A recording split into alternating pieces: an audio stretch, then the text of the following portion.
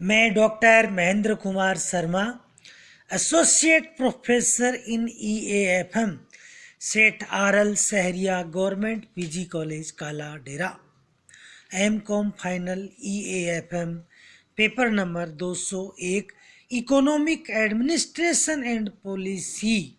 प्रिय विद्यार्थियों, आज मैं साधन अंतरण के अन्य स्रोत, other sources of resources transfer के बारे में आपको बताऊंगा या इस पे प्रकाश डालूंगा।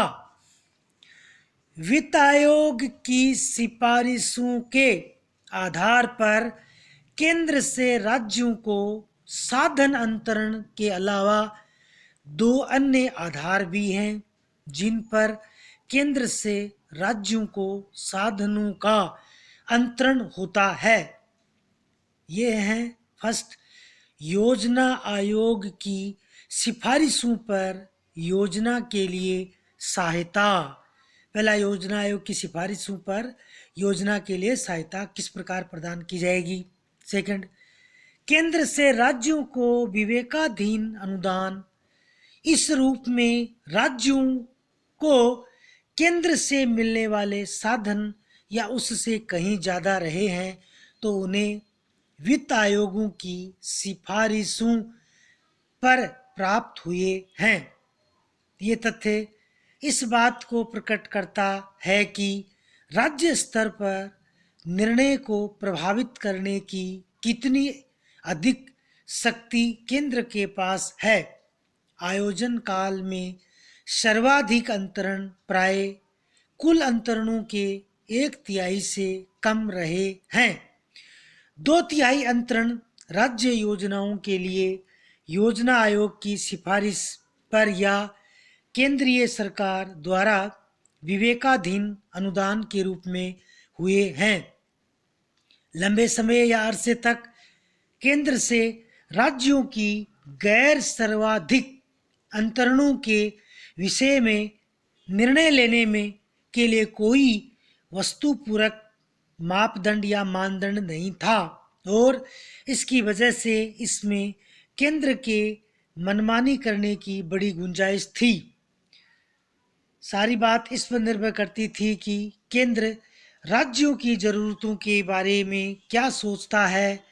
योजनाबद्ध सहायता बुनियादी तौर पर राज्यों को विभिन्न परियोजनाओं को पूरा करने के लिए दी गई है। राज्यों के सामने प्राय कुछ परियोजनाओं को पूरा करने का प्रस्ताव रखा जाता है और प्रत्येक के लिए पहले ही स्पष्ट कर दिया जाता रहा है कि केंद्र से राज्य को वित्तीय सहायता से में ऋणों और अनुदानों का क्या अनुपात होगा। इस बारे में दिलचस्प बात यह है कि यद्यपि योजना आयोग के पास कोई संवैधानिक अधिकार नहीं है जिसके अंतर्गत वह केंद्र से राज्यों को वित्तीय साधनों के अंतरण की सिफारिश करे, लेकिन फिर भी वह वित्त आयोग की तरह कार्य करते हुए केंद्र से राज्यों को साधन अंतरण के लिए निरंतर सिफारिश करता रहा है। और जैसा कि स्पष्ट किया जा चुका है कि उसकी सिफारिशों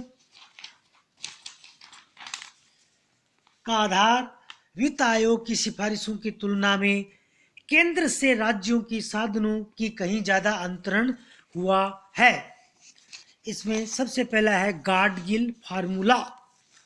सन 1969-70 में पहली बार केंद्र से राज्यों को योजनाबद्ध सहायता देने के लिए आधार तय किया गया। ये आधार गाडगिल फार्मूला कहलाता है।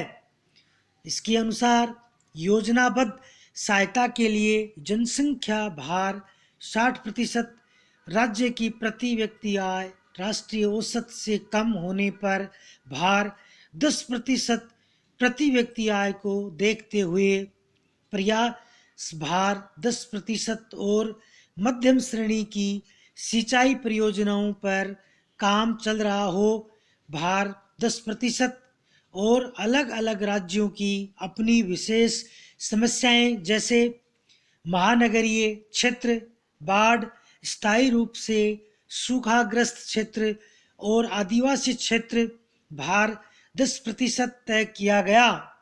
गाडगिल फार्मूला के अनुसार योजनाबद्ध सहायता का 30% अनुदान के रूप में और 70% ऋणों के रूप में देने की व्यवस्था थी। जम्मू कश्मीर, असम और उत्तर पूर्वी राज्यों का ये फार्मूला लागू नहीं किया गया था।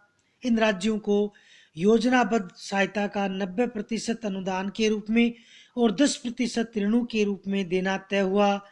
इस फार्मूले का प्रयोग चौथी और पांचवी योजनाओं में केंद्र से राज्यों की योजनाओं के लिए सहायता देते समय किया गया। अगस्त सन 1980 में राष्ट्रीय विकास परिषद ने एक परिवर्तित गाडगिल फार्मूला स्वीकार किया, जिसके अनुसार उन राज्यों को जिनकी प्रति व्यक्ति आय राष्ट्रीय औसत से कम है, अंतरण का हिस्सा 10% से बढ़ाकर 20% कर दिया गया। इस नए गाडगिल फार्मूले का प्रयोग राज्यों को छठी तथा सातवीं योजनाओं में तथा सन 1990-91 में योजना सहायता निर्धारित करने के लिए किया गया। कुछ राज्यों ने इसे फार्मूले में भी संशोधन की मांग की। इस मांग को ध्यान में रखते हुए राष्ट्रीय विकास परिषद ने अक्टूबर सन 1990 की बैठक में कई विकल्पों पर विचार किया और एक संशोधित फार्मूले को स्वीकार किया।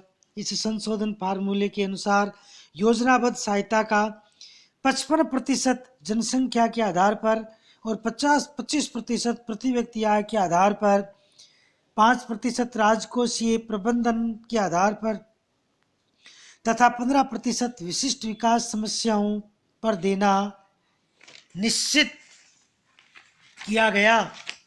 इस फार्मूले का प्रयोग केवल सन 1991-92 में योजना सहायता के वितरण के लिए किया गया।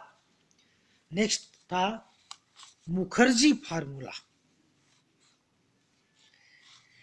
कुछ राज्यों ने संशोधित गाडगिल फार्मूले को स्वीकार नहीं किया और उसमें परिवर्तन की मांग करने लगे। इसलिए योजना आयोग के उपाध्यक्ष प्रणब मुखर्जी की अध्यक्षता में एक समिति का गठन किया गया ताकि केंद्र से राज्यों को योजना सहायता का नया सर्वमान्य फार्मूला तैयार किया जा सके। मुखर्जी समिति के सुझावों पर 23-24 दिसंबर सन 1991 की राष्ट्रीय विकास परिषद की बैठक में वाद विवाद हुआ और एक नया फार्मूला स्वीकार किया गया। इस फार्मूले का प्रयोग 8वीं पंचवर्षीय योजना में राज्यों को योजना सहायता का निर्धारण करने के लिए किया गया था।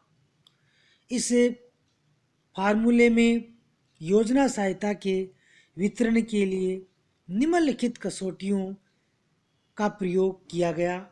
फर्स्ट, 60% सहायता सन 1971 की जनसंख्या के आधार पर यह माना गया कि 60% सहायता सन 1971 की जनसंख्या के आधार पर दिया जाएगा। सेकंड, राष्ट्रीय प्रति व्यक्ति आय के आधार पर। दूसरा ये क्या गया कि भी प्रति व्यक्ति आय को भी आधार मानना चाहिए। थर्ड था 75% कर प्रयास राजकोषीय प्रबंधन तथा राष्ट्रीय उद्देश्यों को प्राप्त करने की दिशा में प्रगति के आधार पर। 7.5% विशिष्ट समस्याओं के आधार पर तय किया गया। छठी योजना के अंतर्गत राज्यों को केंद्र से 15,350 करोड़ रुपए की सहायता देने का प्रावधान था, लेकिन वास्तविक सहायता जो दी गई वो 17,567 करोड़ रुपए की थी। 7वीं पंचवर्षीय योजना के अंतर्गत सन 1984-85 की कीमतों के आधार पर केंद्र से राज्यों को 29,737 करोड़ रुपए की योजना की व्यवस्था की गई थी। 10वीं पंचवर्षीय योजना में केंद्र से राज्यों को कुल 2,11,011 करोड़ रुपए की योजनाबद्ध सहायता दी गई। सन 2001-2 की कीमतों पर राज्यों की योजनाओं पर कुल आकार 5,69,233 करोड़ रुपए का। इस प्रकार 85% साधन केंद्रीय सरकार से सहायता के रूप में प्राप्त हुए तथा उदारमुखी योजना के से केंद्र से राज्यों को 3,24,851 करोड़ रुपए सन 2006-7 की कीमतों पर योजनाबद्ध सहायता की व्यवस्था की गई। तो इस प्रकार से साधन अंतरण के स्रोतों पर प्रकाश डाला गया। धन्यवाद।